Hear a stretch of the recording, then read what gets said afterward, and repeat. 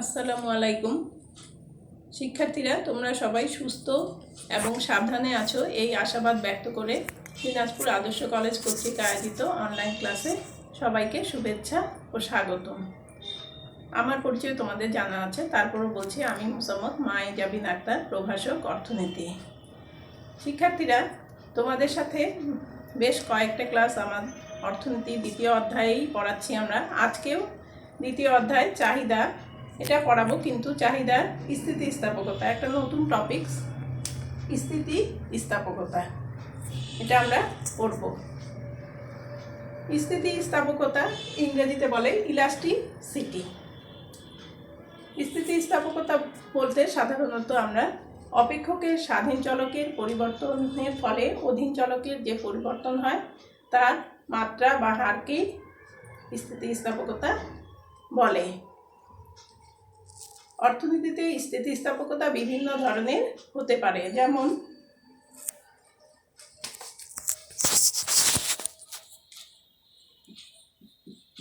চাহিদার স্থিতিস্থাপকতা,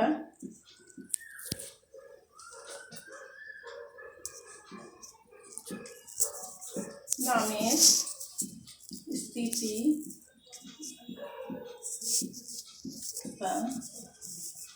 আয়ের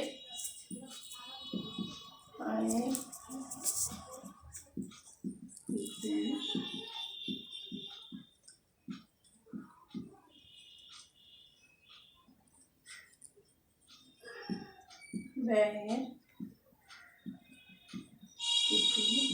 স্থিতিস্থাপকতা,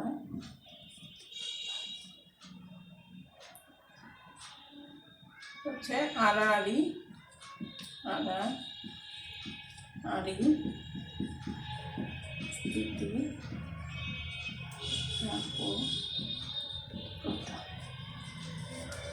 স্থিতিস্থাপকতা, চাহিদার স্থিতিস্থাপকতা, দামের, আয়ের, ব্যয়ের ও আড়াআড়ি স্থিতিস্থাপকতা। আজকে আমরা পড়ব চাহিদার স্থিতিস্থাপকতা। শিক্ষার্থীরা, চাহিদার স্থিতিস্থাপকতা বলতে বেশিরভাগ অর্থনীতিবিদগণ দামের স্থিতিস্থাপকতাকেই বুঝিয়েছেন।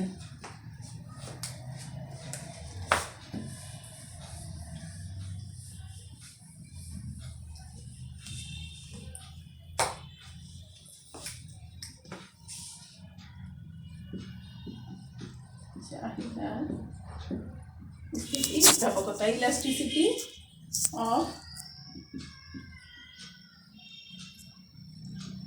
ডিমান্ড। দামের চাহিদার স্থিতিস্থাপকতা, দামের শতকরা বা আপেক্ষিক পরিবর্তনের ফলে চাহিদার যে শতকরা বা আপেক্ষিক পরিবর্তন হয় তার অনুপাত বা হারকেই চাহিদার স্থিতিস্থাপকতা বলে। বেশিরভাগ অর্থনীতিবিদ চাহিদার স্থিতিস্থাপকতা বলতে চাহিদার দাম স্থিতিস্থাপকতাকেই বুঝিয়েছেন। তাহলে চাহিদার স্থিতিস্থাপকতার সূত্র আছে ইলাস্টিসিটি অফ ডিমান্ড।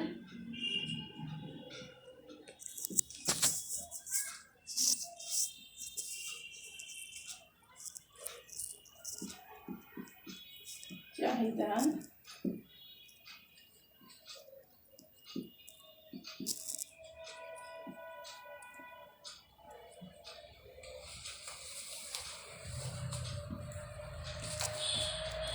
আপেক্ষিক পরিবর্তন দামে আপেক্ষিক পরিবর্তন। চাহিদার স্থিতিস্থাপকতা হচ্ছে দামের আপেক্ষিক পরিবর্তনের ফলে চাহিদার যে আপেক্ষিক পরিবর্তন হয় এই দুইটার অনুপাতকেই চাহিদার স্থিতিস্থাপকতা বা চাহিদার দাম স্থিতিস্থাপকতা বলে। এখন চাহিদার আপেক্ষিক পরিবর্তন এটা আমরা কিভাবে পাবো?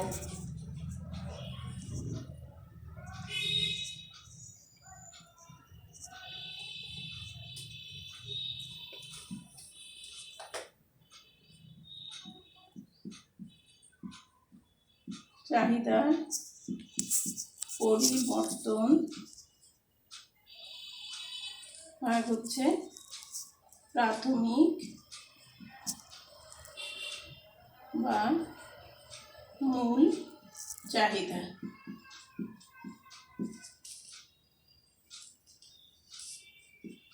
দামের আপেক্ষিক পরিবর্তন কিভাবে পাচ্ছি আমরা দেখো,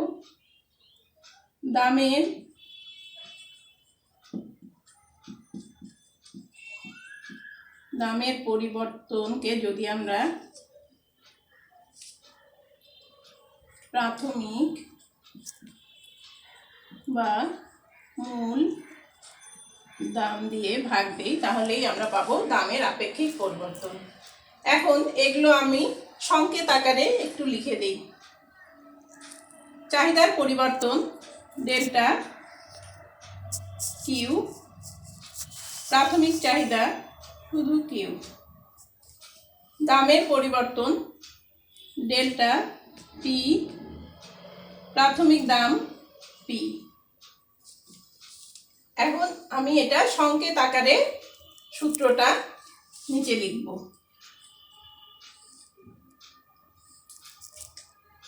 ডেল্টা কিউ ভাগ হচ্ছে ডেল্টা ভাগ কিউ আর ডেল্টা পি ভাগ পি। ডেল্টা কিউ চাহিদার পরিবর্তন, কিউ হচ্ছে মূল চাহিদা, ডেল্টা পি দামের পরিবর্তন, পি দাম। এখন এটাকে এই পাশে লিখি, নিচে লিখা ডেল্টা কিউ আর কিউ, এটা ভাগ অবস্থায় আছে, আমরা এটা গুণ করে নিচ্ছি, ইনভার্স করে নিচ্ছি। তাহলে পি ভাগ হচ্ছে ডেল্টা পি। এরপরে আমরা যদি একটু সাজিয়ে লিখি, অর্থাৎ কি ডেল্টাগুলো সামনে আর মানে পরিবর্তনগুলো সামনে আর মূলগুলো এক পাশে, তাহলে ডেল্টা কিউ ভাগ P, delta P into P ভাগ কিউ। এটাই হচ্ছে চাহিদার ইলাস্টিসিটি অফ ডিমান্ড বা চাহিদার দাম স্থিতিস্থাপকতার এটাই সূত্র, ডেল্টা কিউ ভাগ ডেল্টা পি ইন্টু পি ভাগ কিউ। তাহলে আমরা এভাবে চাহিদার স্থিতিস্থাপকতা বা চাহিদার দাম স্থিতিস্থাপকতা যে কোনো দ্রব্যের বের করতে পারবো। এইটা এখন আমরা একটা উদাহরণের সাহায্যে দেখি। দেখো উদাহরণ, কোন দ্রব্যের পূর্বের দাম একক প্রতি 10 টাকা, তখন চাহিদা তখন 100 একক। দাম পরিবর্তিত হয়ে 9 টাকা হলো, চাহিদা বৃদ্ধি পরিবর্তিত হতে পারে, এখানে হ্রাসও হতে পারে, হ্রাস লিখি আমরা। চাহিদা বৃদ্ধি পেয়ে 110 একক হলো। এক্ষেত্রে আমরা যদি স্থিতিস্থাপকতা বের করতে চাই তাহলে আমাদের কি করতে হবে, এই যে সূত্রে ডেল্টা কিউ ভাগ ডেল্টা পি ইন্টু পি ভাগ কিউ, এখানে আমাদের এই যে এখানে আমি দেখিয়েছি আলাদাভাবে তোমাদের বোঝার সুবিধার্থে, এটা আমরা মানগুলো এখানে বসিয়ে দিব।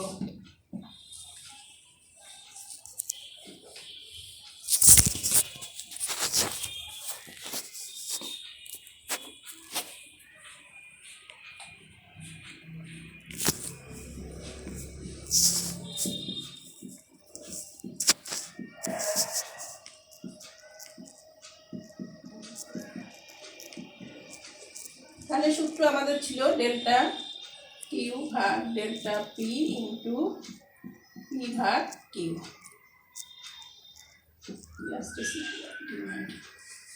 তাহলে এখানে দেখো কিউ ইকুয়াল টু কিউ, অর্থাৎ চাহিদার পরিমাণ প্রাথমিক, আর কিউ ওয়ান হচ্ছে পরিবর্তিত চাহিদার পরিমাণ। তাহলে প্রাথমিক আর ডেল্টা কিউ, দেখো ডেল্টা কিউ কিউ ওয়ান থেকে কিউ পরিবর্তিত চাহিদার পরিমাণ থেকে পূর্বের যদি চাহিদা আমি বাদ দিই তাহলে আমরা ডেল্টা কিউ পাবো। তাহলে 110 থেকে 100 বাদ গেলে আমার কত আসতেছে 10, তাহলে ডেল্টা কিউ কত 10 10। তারপরে ডেল্টা পি একইভাবে delta P P one minus P, অর্থাৎ পি ওয়ান কি পরিবর্তিত যেটা দাম, এখান থেকে আমার প্রাথমিক দামটাকে আমি বাদ দিব। তাহলে হচ্ছে পরিবর্তিত দাম, অর্থাৎ দাম হ্রাস পেয়ে 9 টাকা হয়, 9 টাকা থেকে 10 টাকা থেকে যদি 9 টাকা যায় তাহলে কত 9 টাকা থেকে 10 টাকা গেলে -1 থাকবে। তাহলে এটা হচ্ছে ডেল্টা পি ইকুয়াল টু হচ্ছে -1 ইন্টু পি কত দেখো, পি 10 আর কিউ কত, কিউ 100। তাহলে উপরে 100 হলো, 10 10 গুণ করলে, আর এটা হচ্ছে -100। অর্থাৎ এটা আমি এই সামনে উপরেও নিতে পারি। তাহলে এই 100 কাটা গেলে কত হবে, 1 হবে, -1। কিন্তু চাহিদার দাম স্থিতিস্থাপকতার ক্ষেত্রে আমরা কি করব, মাইনাস চিহ্নটাকে ইগনোর বা উপেক্ষা করতে পারি, এই জন্য এটাকে শুধু ইগনোর করব বা উপেক্ষা করব। তাহলে এটা কি আমার শুধু 1। তাহলে চাহিদার এই যে উদাহরণে কত বের হইলো, আমার চাহিদার স্থিতিস্থাপকতা 1 বের হয়েছে এখানে। ঠিক আছে শিক্ষার্থীরা, তোমরা বুঝতে পেরেছো কিভাবে আমরা স্থিতিস্থাপকতা বের করব।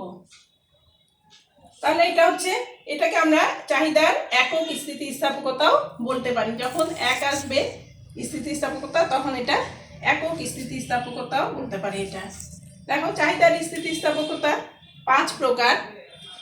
আমি লিখে দেখাচ্ছি তোমাদের এদিকে।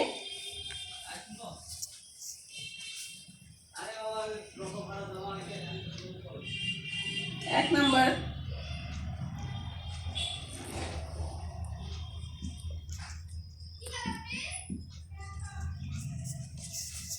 এককের সমান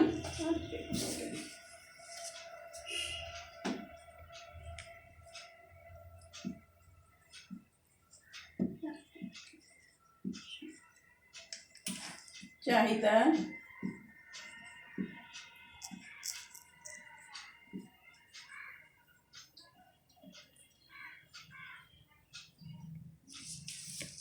অর্থাৎ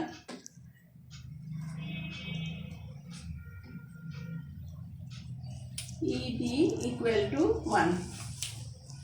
এককের সমান চাহিদার স্থিতিস্থাপকতা, ইলাস্টিসিটি 1।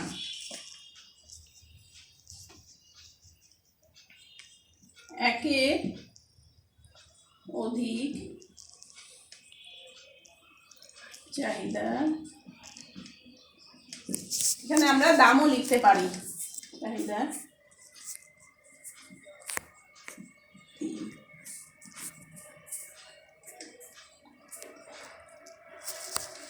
একের অধিক, তাহলে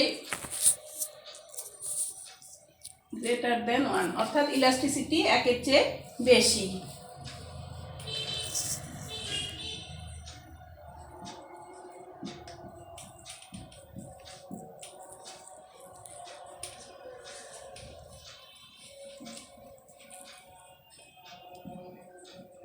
চাহিদা এখানে হচ্ছে এই স্থিতিস্থাপকতা, তাহলে এখানে elasticity less than 1, elasticity of demand less than 1।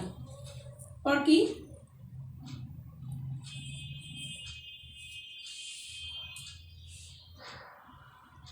শূন্য শূন্য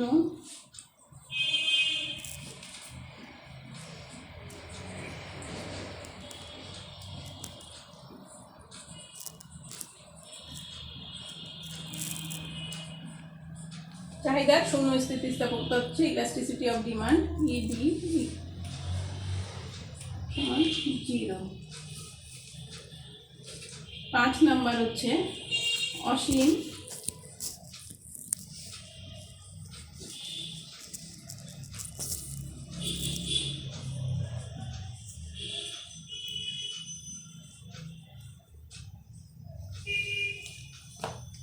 তাহলে শিক্ষার্থীরা দেখো, চাহিদার স্থিতিস্থাপকতা 5 প্রকার। এককের সমান, অর্থাৎ যখন স্থিতিস্থাপকতা 1 বের হবে, তখন আমরা বুঝবো এটা হচ্ছে এককের সমান স্থিতিস্থাপক এই দ্রব্যটা। তারপরে যখন যদি 1-এর বেশি আসে, তাহলে 1-এর অধিক চাহিদার স্থিতিস্থাপকতা, 1-এর চেয়ে যদি কম আসে, এই যে সূত্রে বসে যদি 1-এর চেয়ে কম আসে, তাহলে এটা 1-এর চেয়ে কম স্থিতিস্থাপকতা। যদি 0 আসে স্থিতিস্থাপকতার মান, তাহলে 0 স্থিতিস্থাপকতা, আর অসীম আসলে অসীম। অর্থাৎ এটাকে বলে ইনফিনিটি এটা হচ্ছে অসীম স্থিতিস্থাপকতা।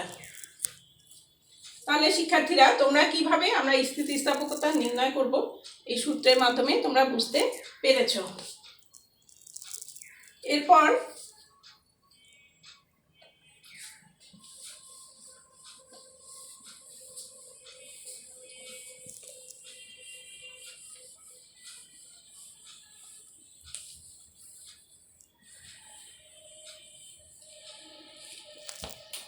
এই দ্রব্যের যে স্থিতিস্থাপকতা, এটাকে আমরা আবার স্থিতিস্থাপক কোন দ্রব্যের স্থিতিস্থাপকতা, এটাকে আমরা স্থিতিস্থাপক আর অস্থিতিস্থাপক, দ্রব্যটার চাহিদার পরিবর্তন স্থিতিস্থাপক, দামের পরিবর্তনের ফলে চাহিদার যে পরিবর্তন, এটা স্থিতিস্থাপক না অস্থিতিস্থাপক, এভাবেও আমরা বের করতে পারি। এক্ষেত্রে চাহিদার স্থিতিস্থাপকতা দেখো,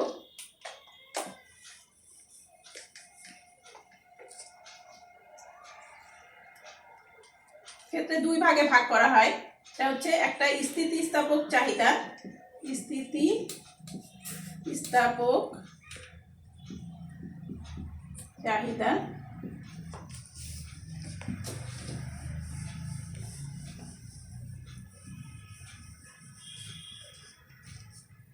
এটা হচ্ছে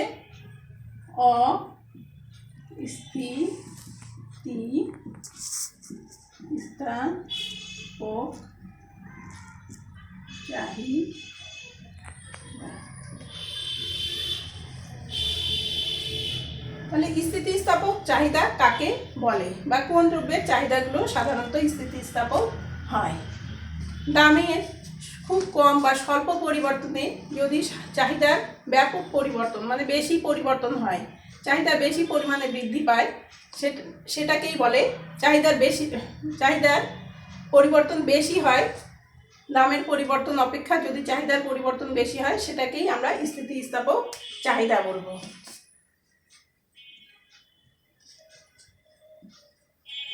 দামের স্বল্প পরিবর্তনের ফলে চাহিদা যদি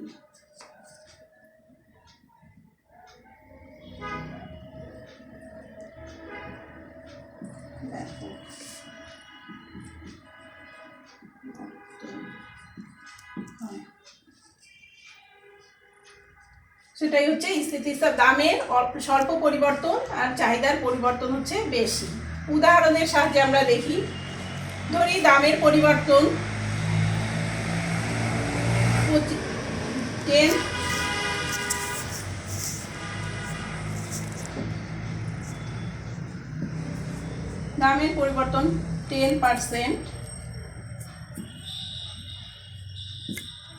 দামের পরিবর্তন 10%, চাহিদার পরিবর্তন হচ্ছে 25%। তাহলে চাহিদার স্থিতিস্থাপকতা কত হবে? আমরা তাহলে চাহিদার পরিবর্তন ভাগ হচ্ছে দামের পরিবর্তন, তাহলে এইটা আমরা নিচে দেই 10% কত হচ্ছে, তাহলে 2.5, চাহিদার পরিবর্তন হচ্ছে 2.5, অর্থাৎ এটা হচ্ছে স্থিতিস্থাপকতা, এটার স্থিতিস্থাপক চাহিদা, এই দ্রব্যের চাহিদাটা হচ্ছে স্থিতিস্থাপক, অর্থাৎ এখানে দামের পরিবর্তন হচ্ছে চাহিদার পরিবর্তন বেশি, অর্থাৎ ইলাস্টিসিটি 1-এর চেয়ে বেশি। সাধারণত বিলাস জাতীয় দ্রব্যের স্থিতিস্থাপকতা 1-এর চেয়ে বেশি হয়, অর্থাৎ বিলাস জাতীয় দ্রব্যের চাহিদাগুলো হচ্ছে স্থিতিস্থাপক, অর্থাৎ দাম একটু কম পরিবর্তনে, দামের কম পরিবর্তনে চাহিদার ব্যাপক পরিবর্তন হয়। বিলাস জাতীয় দ্রব্য কি? যেমন একটা দামি মোবাইল, তারপরে এসি, গাড়ি, এগুলো হচ্ছে বিলাস জাতীয় দ্রব্য। এগুলোর দাম অল্প পরিবর্তনে দেখা যাচ্ছে খুব বেশি চাহিদার পরিবর্তন হয়। এক্ষেত্রে ইলাস্টিসিটি ডিমান্ড কি হয়? 1-এর চেয়ে অধিক হয় কিন্তু অসীমের চেয়ে কম হয়।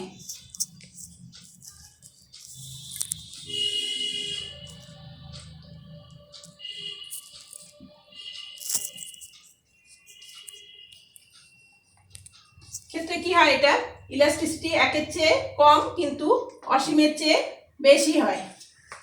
আর অস্থিতিস্থাপক চাহিদা, দামের পরিবর্তনের চেয়ে চাহিদার পরিবর্তন, যদি দামের ব্যাপক পরিবর্তন কিন্তু চাহিদার পরিবর্তন খুবই কম, সেটাকে কি বলে? অস্থিতিস্থাপক চাহিদা।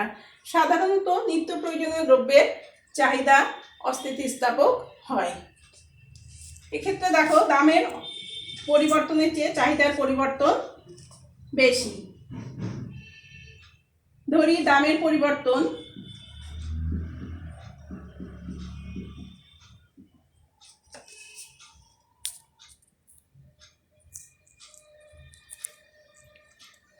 5% আর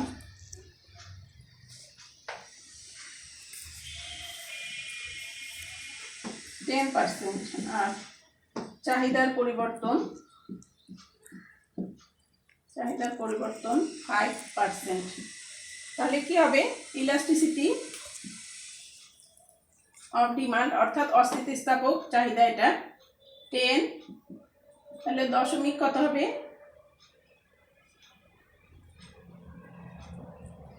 5 হবে, 0.5, অর্থাৎ একের চেয়ে কম। সাধারণত অস্থিতিস্থাপক চাহিদার ক্ষেত্রে ইলাস্টিসিটি একের চেয়ে কম হয়, অর্থাৎ এক্ষেত্রে একের চেয়ে কম কিন্তু শূন্যের চেয়ে বেশি, আর একের চেয়ে কম হবে ইলাস্টিসিটি। এটাই হচ্ছে অস্থিতিস্থাপক চাহিদা। এই বিষয়টা আমরা স্থিতিস্থাপক চাহিদা আর অস্থিতিস্থাপক চাহিদা এটা আমরা একটা চিত্রের সাহায্যেও দেখাতে পারবো।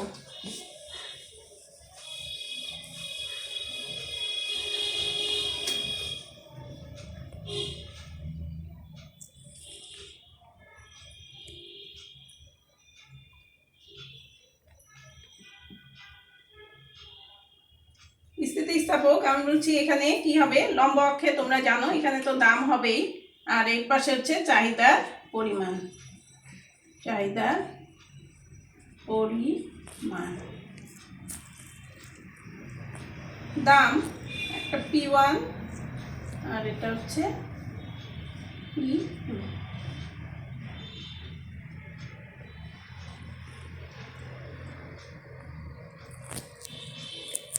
চাহিদা Q1 হচ্ছে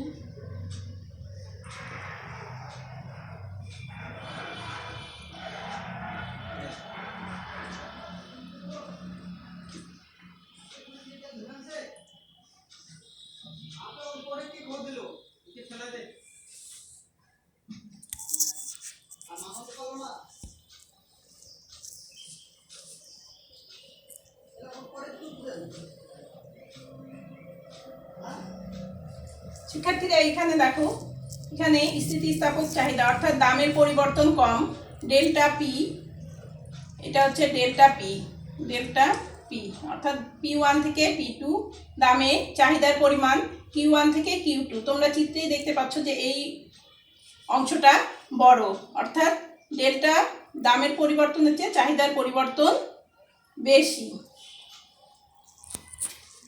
এটা হচ্ছে ডেল্টা কিউ,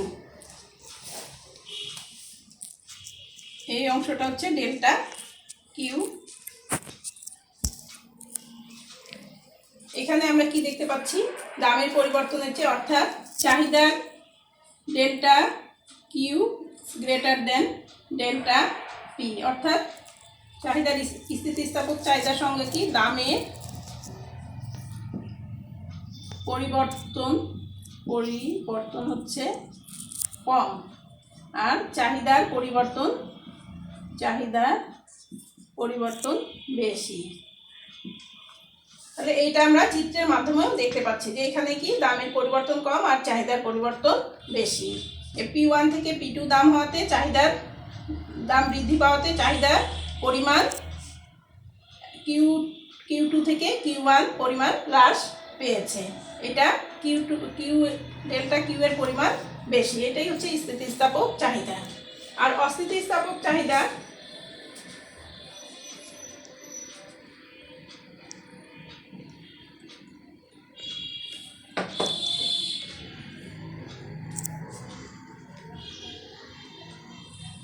অস্থিতিস্থাপক চাহিদার ক্ষেত্রে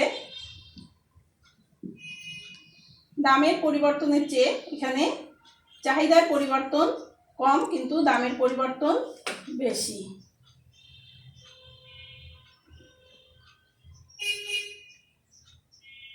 এটাও P1, এটা P2।